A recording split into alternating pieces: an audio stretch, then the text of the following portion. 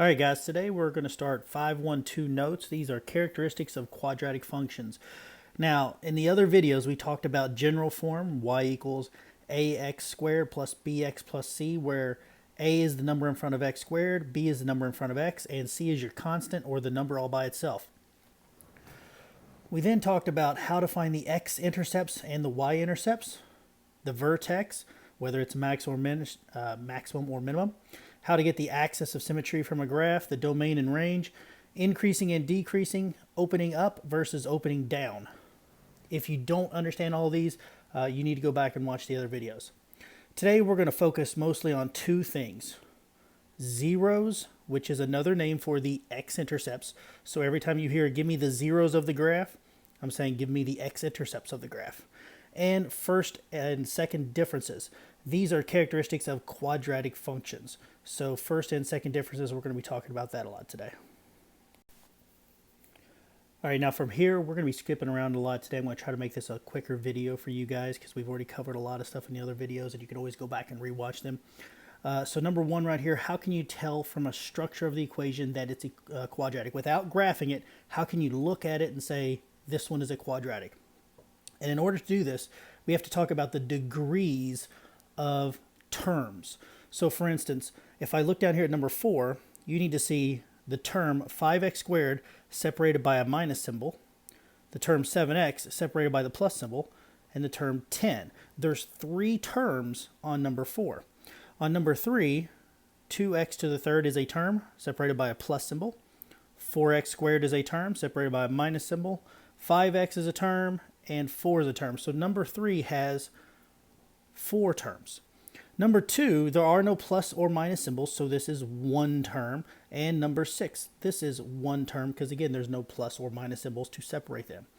Now what we're going to talk about is to the degree of each term. So if I go back down here at 4, the degree of the term means what's the largest exponent in that term.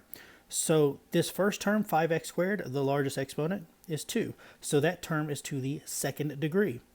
This one has an invisible 1, so it's x to the first, so this one is to the first degree. This last one doesn't have any variables, so it is said to the 0 degree because there is no exponents there. So number 4, we have 3 terms with 3 degrees, 2, 1, and 0. This is said to be to the second degree because that was the largest of all 3. Now if I look at number 3, this first term, 2x to the third, has an exponent of 3, so that term is to the third degree. 4x squared has an exponent of 2, so that one's to the second degree. Exponent of 1, so first degree. And 0. Now 3, 2, 1, and 0, the largest term there was 3, so this one is written to the third degree. And this last one, I'm sorry, number 2, 7th degree, because that's the largest exponent. So since there's only one term, 7th is the largest. So that one is to the 7th degree. And finally over here, x to the third, number 1, is the third degree. Now the reason I'm going over all this with you is we need to know what degrees are to answer this question. So when it says, how can you tell from the structure of the equation that it is a quadratic? And I have an example down here written in black on the right. So there are 1, 2, 3 terms in it. The first term is to the second degree. The second term is to the first degree. And the last term is to the 0 degree. Now, 2, 1, and 0, do you see how this one is written to the second degree? Every time an equation is written to the second degree, it is a quadratic. And that's what they're trying to get you to understand with problem A right here. When an equation is written to the second degree, it is going to be a quadratic. Now part B, we talked about this in my other videos.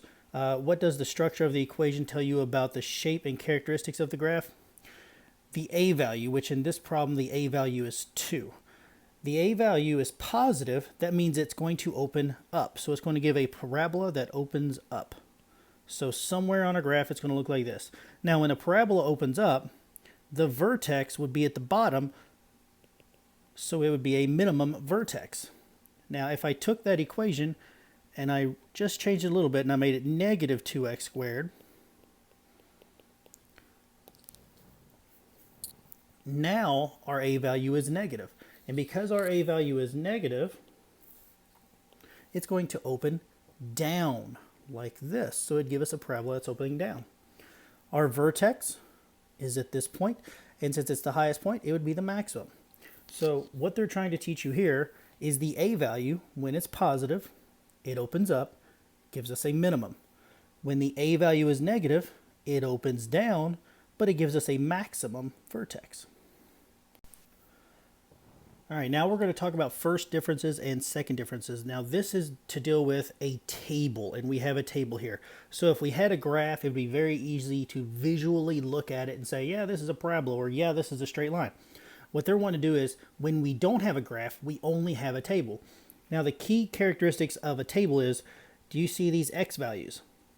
They have to be consistently increasing. So if they're going up one, up one, up one, up one, up one, they always have to be going up one like that. They can't be jumping around all over the place. They got to be consistent numbers in a pattern. All right, first differences, this is just your slope. So to go from -6 to -4, it went up 2. From -4 to -2, it went up 2, up 2, up 2, up 2, and up 2. Whenever your first differences are the same, that means you have the same slopes. First differences are your slopes. So if I have the same slopes, that means this equation is linear. Okay. Now, it just happens to be that my second differences, if it goes from 2 to 2, it goes up 0, up 0, up 0, up 0, up 0. Whenever your first differences are the same, it's automatic linear, and it should give you 0 for your second differences. Now let's go over here and look at our next table. Now again, we check to make sure our x's are consistent, consistently increasing by 1 here. So let's do our first differences. From 18 to 8, it went down 10, down 6, down 2, up 2, up 6, and up 10. Now do you see how our first differences are not the same, which means it is not linear. So now we're going to look at our second differences. To go from -10 to -6, it went up 4. From -6 to -2, up 4, up 4, up 4, and up 4. So now our first differences are not the same, which means it's not linear. But since our second differences are the same, that means it is quadratic. Now, based on that problem, I wrote some notes for you right here that you may need to copy down or screenshot or whatever you need to do. But first and second differences are the same. It's linear. If only the second differences are the same, it's quadratic. All right, we need to review earlier from this video. This first equation, we want to tell whether or not it is a quadratic. So we're going to look at the degrees of them. And again, there are 3 terms here. This first term, it has an exponent of 2, so it's the second degree. Exponent of 1, so it's the first degree, and 0 degree. So this one is to the second degree because 2 was the largest of between 2, 0, and 1. And since it's to the second degree, we do know it's quadratic.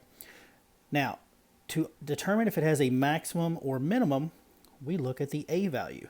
Since the a value is positive, we know that our parabola will open up. And since it opens up, that's going to give us a vertex right here, and that vertex is going to be a minimum. If I look over at the problem B here, do you see how my a value, the number in front of x squared, is -2? Well, since my a value is negative, that tells me that it opens down. I don't even have to graph it. I know that it opens down.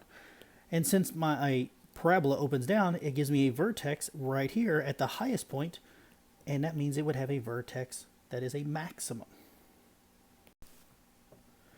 All right, a little review from the days before. We need to talk about all 8 of these characteristics real quickly. All right, the domain. The domain is the x-axis, and we're asking what numbers does it cover? And since it goes right here from -infinity, all the numbers included, all the way to positive infinity, because it keeps going down and right, which is still right. It includes all the numbers on the x-axis, so my domain is all real numbers. All right, the range. The range is the y-axis. Now, since it's going down and left and right, down and left is still down and right is still down. But at what point does it stop going up? Well, if I follow the line, it looks like it stops going up at +2. So that means it's always at 2 and below. So I need to write that the range is at 2, so or equal to, and it's below, so less than. So the range is y is less than or equal to 2. All right, now the x-intercepts. Now, again, we call these zeros from here on out. The x-intercept, it looks like the 0 is actually the number 0. And if I scroll over here, it looks like it's 2. So my x-intercepts, or my zeros, are 0, and I'm going to use a little and symbol, 2. The y-intercept is where it crosses the y-axis at, and it looks like the y-intercept is also 0. The axis of symmetry. That's the imaginary line that splits this sucker right in half, and if I were to draw it right here, it would be this line, and that looks like it would cross at 1. So my equation is x equals 1. All right, the vertex looks like it is this point right here, which is at the top. That's a maximum, and that point is 1, 2. All right, now the intervals of increase and decrease. Now I'm going to label my arrows. I'm going to put negative infinity on the left side because it's going left as towards negatives, positive infinity on the right. So the interval of increase, now again, this is where my roller coaster is going up. So if I start on the left, it's going up from negative infinity all the way to 1. So from negative infinity to 1, my roller coaster was increasing or going up. So I'm going to write that as negative infinity on the x-axis to 1. That's when he was going up. Now, interval of decrease, when is my roller coaster going down?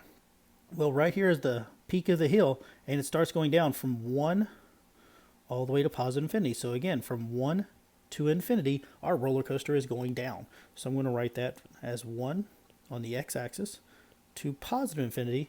It was interval of decrease, our roller coaster was going down. All right, here's your homework tonight, and you can see I've made some markings on them. For instance, on 1B, C, and D, I don't want you doing the equation over here, the factored equation, so you can scribble that out or ignore it on the screenshot that I'm going to put for you.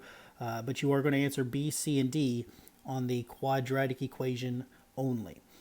On 2, there's 2 equations. I want you doing both of them, so you're going to do A, axis of symmetry for both of them. B, tell me if it's a maximum or minimum. C, describe the intervals of increase and decrease for both of them. You're going to skip over D. And part E, identify the zeros. And remember, zeros means x-intercepts. All right, good luck. Let me know if you have any questions.